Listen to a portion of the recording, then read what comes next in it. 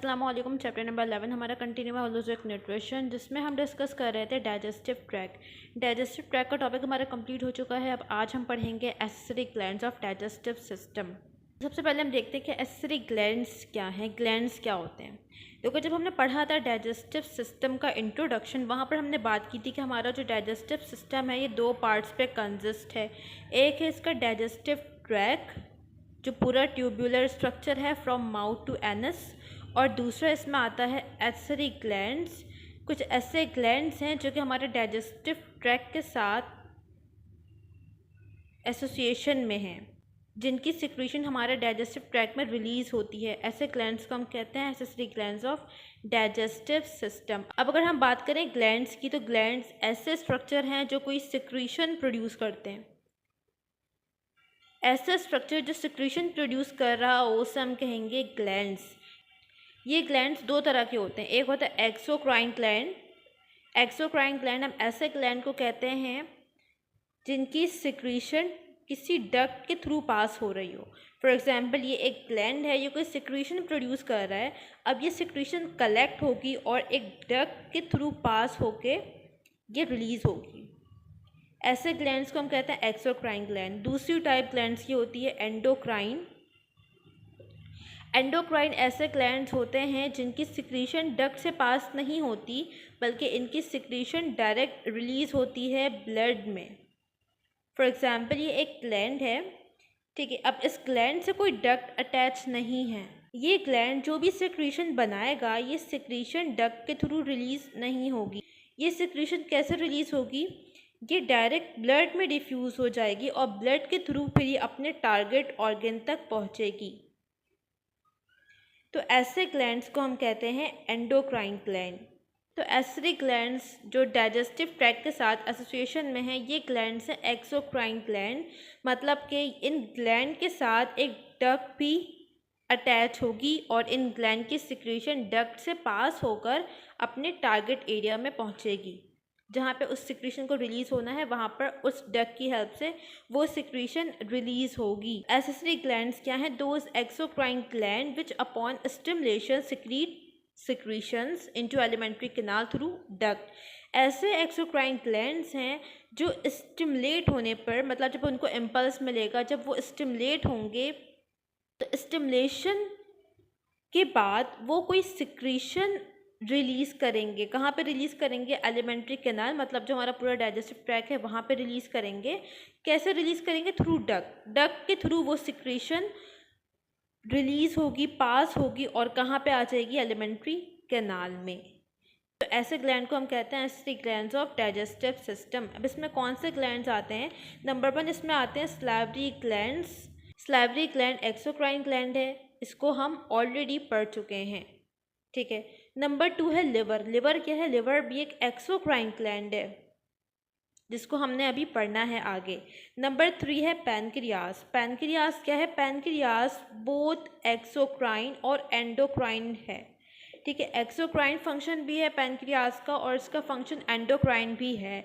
इसका मतलब क्या है कि पैनक्रियास की कुछ सिक्रीशन ऐसी हैं जो कि डक्ट से पास होंगी और कुछ सिक्रीशन ऐसी हैं जो कि डायरेक्ट ब्लड में रिलीज़ होंगी, ठीक है। डाइजेस्टिव सिस्टम में जो इसका फंक्शन है वो है एक्सोक्राइन से रिलेटेड। मतलब पैनक्रियास की वो सिक्रीशन जो डाइजेशन में हेल्प करेंगी वो डक्ट के थ्रू पास होकर एलिमेंट्री कैनाल में आएंगी। पैनक्रियास को भी हमने अभी पढ़ना है। अब हम बात करने जा रहे हैं about accessory glands of digestive system, जिसमें स्लाइवरी ग्लैंड नंबर 1 था जो कि हम पढ़ चुके हैं। नंबर 2 है लिवर, जो कि हम डिस्कस करने जा रहे हैं, ठीक है। लिवर क्या है? लार्जेस्ट ग्लैंड है ऑफ द बॉडी। बॉडी में जितने भी ग्लैंड हैं उनमें से liver is the largest one, ठीक है। अगर ग्लैंड की बात करें तो लार्जेस्ट कौन सा है? लिवर है।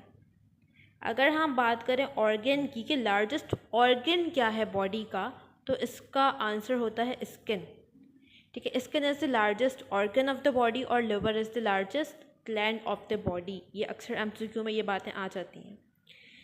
लोकेशन, लिवर कहाँ पर लोकेट है हमारी बॉडी में? एब्डोमिनल कैविटी में लोकेट है। एब्डोमिनल कैविटी में भी कहाँ पर है? अपर पार्ट में है। देखो, हमने बात की है अगर ये एक ऑर्गेनिज्म है तो इसकी चेस्ट कैविटी होती है और एक एब्डोमिनल कैविटी होती है, ठीक है। इसके दरम्यान में क्या होता है, डायफ्राम। डायफ्राम ने चेस्ट कैविटी और एब्डोमिनल कैविटी को अलग किया होता है, सेपरेट करके रखा होता है, ठीक है। तो ये डायफ्राम है, मसल की थिन शीट है। इसके ऊपर चेस्ट कैविटी है जिसे हम थोरैसिक कैविटी भी कहते हैं। इसके नीचे क्या है, इसके नीचे है एब्डोमिनल कैविटी।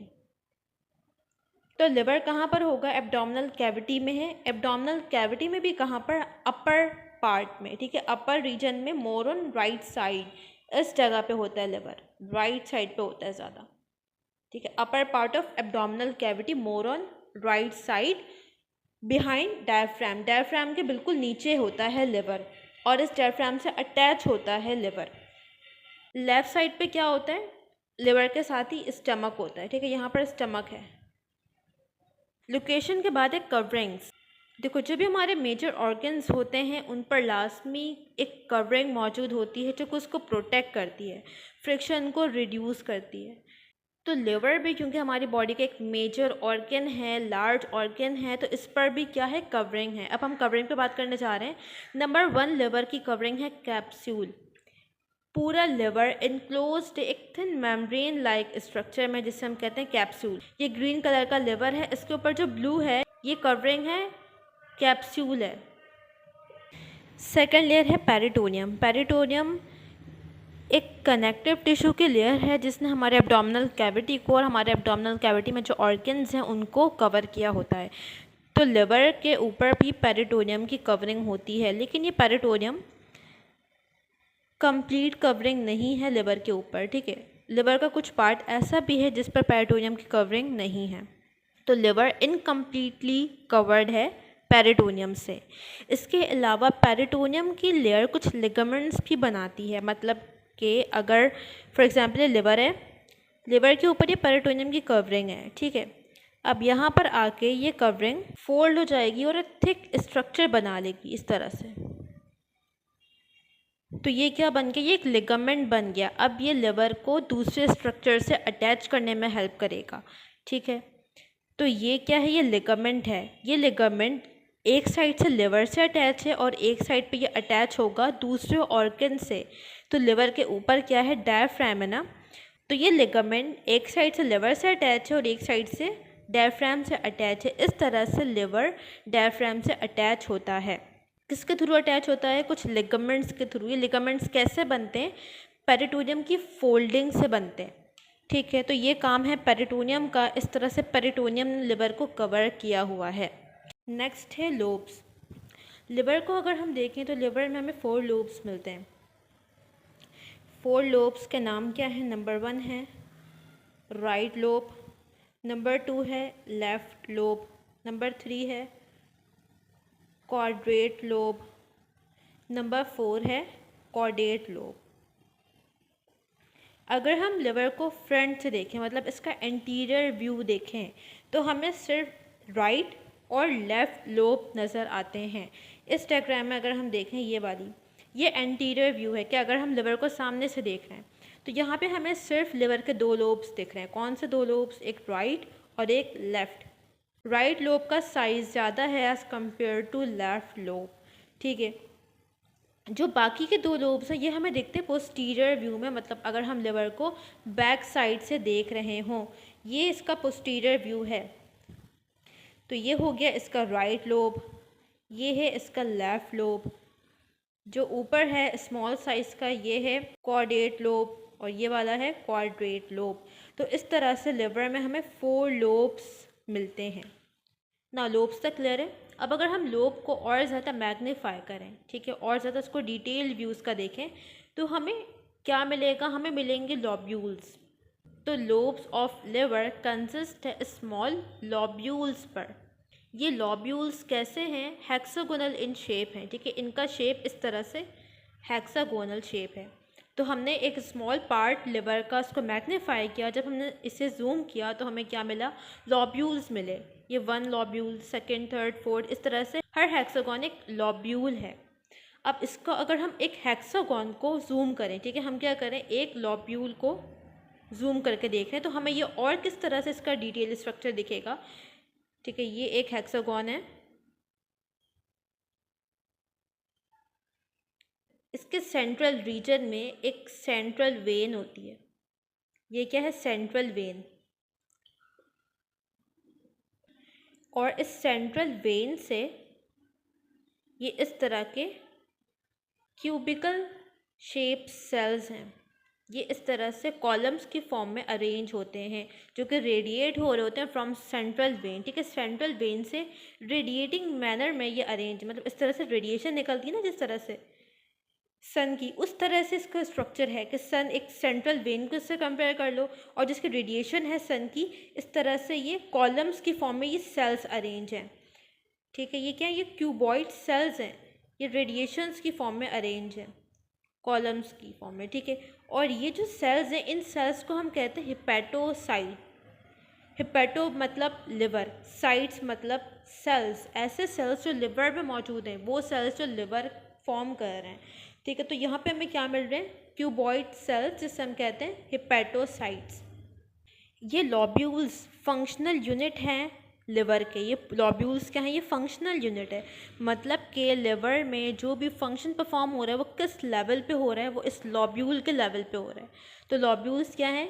ये फंक्शनल यूनिट हैं लिवर के। तो ये तमाम पॉइंट समझ आ गया। लोकेशन पे हमने बात की, कवरिंग पे, लोब्स पे, और फिर लास्ट में हमने देखा लॉब्यूल्स क्या है और उनका स्ट्रक्चर कैसा है। अब हमने बात करनी है blood supply of liver. Now blood supply of liver, कि लिवर की ब्लड सप्लाई क्या है, ब्लड लिवर में किन आर्टरी और किन वेन्स के थ्रू आ रहा है। ठीक है, तो देखो हर ऑर्गन का अपना एक ब्लड सप्लाई होता है, क्योंकि हर ऑर्गन में सेल्स हैं, मेटाबॉलिक एक्टिविटीज़ हो रही हैं, उस ऑर्गन को भी ऑक्सीजन चाहिए, न्यूट्रिशन चाहिए, वेस्ट मटेरियल को रिमूव भी करना है। तो हर ऑर्गन की अपनी ब्लड सप्लाई होती है, आर्टरी के ज़रिए और वेन के ज़रिए। आर्टरी उसमें ऑक्सीजनेटेड ब्लड लेकर आ रही होती है, न्यूट्रिएंट रिच ब्लड लेकर आ रही होती है, और वेन का काम क्या होता है कि जो भी टॉक्सिक सब्सटेंसेस हैं या फिर कार्बन डाइऑक्साइड, उन तमाम वेस्ट मटेरियल को वो उस ऑर्गन से रिमूव कर रही होती है। ठीक है, वेन। तो अगर हम लिवर को देखें तो लिवर में भी इसी तरह से है। लिवर में आर्टीरियल सप्लाई जिस आर्टरी के थ्रू होता है उसे हम कहते हैं हिपैटिक आर्टरी। ठीक है, हिपैटिक आर्टरी, हिपैटिक का वर्ड जहाँ भी है it means liver. Hepatic artery मतलब ये एक ऐसी आर्टरी है जो लिवर को ब्लड सप्लाई कर रही है। हिपैटिक आर्टरी के थ्रू ऑक्सीजन रिच ब्लड कहाँ पर आ रहा है? लिवर में आ रहा है, जिसके ज़रिए उसकी ऑक्सीजन डिमांड पूरी हो रही है। अब ऑक्सीजन डिफ्यूज़ हो गई, लिवर के सेल्स में कार्बन डाइऑक्साइड बन गई। अब इस कार्बन डाइऑक्साइड को रिमूव भी तो करना है ना ऑर्गन से, लिवर से। तो ये काम कौन करेगा? ये काम करता है वेन। कौन सी वेन? Hepatic vein. ठीक है, हिपैटिक वेन। हिपैटिक वेन यहाँ से आर्टरी के थ्रू ब्लड यहाँ पे आ रहा है, हिपैटिक वेन के थ्रू ब्लड यहाँ से जा रहा है। ठीक है, अब ये जो ब्लड है हिपैटिक वेन के ज़रिए ये ड्रेन हो जाएगा in inferior vena cava. Inferior vena cava, hepatic vein कहाँ पर ड्रेन हो जाएगी? इंफीरियर वेना कैवा में। ये समझ आ गया, आर्टीरियल और वेनस सप्लाई समझ आ गई लिवर की। अच्छा, अब लिवर में एक और काम हो रहा होता है कि डाइजेस्टिव सिस्टम से हमारे जो भी न्यूट्रिएंट्स एब्जॉर्ब हो रहे हैं वो डायरेक्ट सप्लाई किए जाते हैं लिवर को ब्लड वेसल के थ्रू। हमने ये पढ़ा था डाइजेस्टिव सिस्टम में भी। ठीक है, यहाँ पर क्या है? इंटेस्टाइन है। इंटेस्टाइन में न्यूट्रिएंट्स एब्जॉर्ब हो गए। अब ये जो एब्जॉर्प्शन है ये कहाँ पर हुई? ये हुई है ब्लड में ना, ब्लड में न्यूट्रिएंट्स एब्जॉर्ब हो गए। अब ये जो न्यूट्रिएंट रिच ब्लड है ये डायरेक्टली सप्लाई होगा कहाँ पे? लिवर में, क्योंकि वहीं पर जाके उसकी मेटाबॉलिज्म होना है, स्टोरेज होनी है, और जो भी काम होने हैं लिवर में होने हैं। तो अब किसके ज़रिए ये जो न्यूट्रिएंट रिच ब्लड है ये लिवर तक जाएगा? तो ये जिस वेन के थ्रू जाता है उसका नाम है hepatic portal vein. Hepatic portal vein, इसके ज़रिए ब्लड लिवर में जा रहा है। तो लिवर में अगर हम देखें ना, दो सोर्स से ब्लड आ रहा है। कौन से सोर्स से? नंबर 1 तो हिपैटिक आर्टरी है, नंबर 2 हिपैटिक पोर्टल वेन है। ये दोनों काम क्या कर रहे हैं? ये ब्लड को लेकर आ रहे हैं लिवर में, और लिवर से ब्लड जा किसके थ्रू रहा है? हिपैटिक वेन के थ्रू ब्लड लिवर से जा रहा है। तो ये पॉइंट समझ आ गया, ब्लड सप्लाई समझ आ गई लिवर की।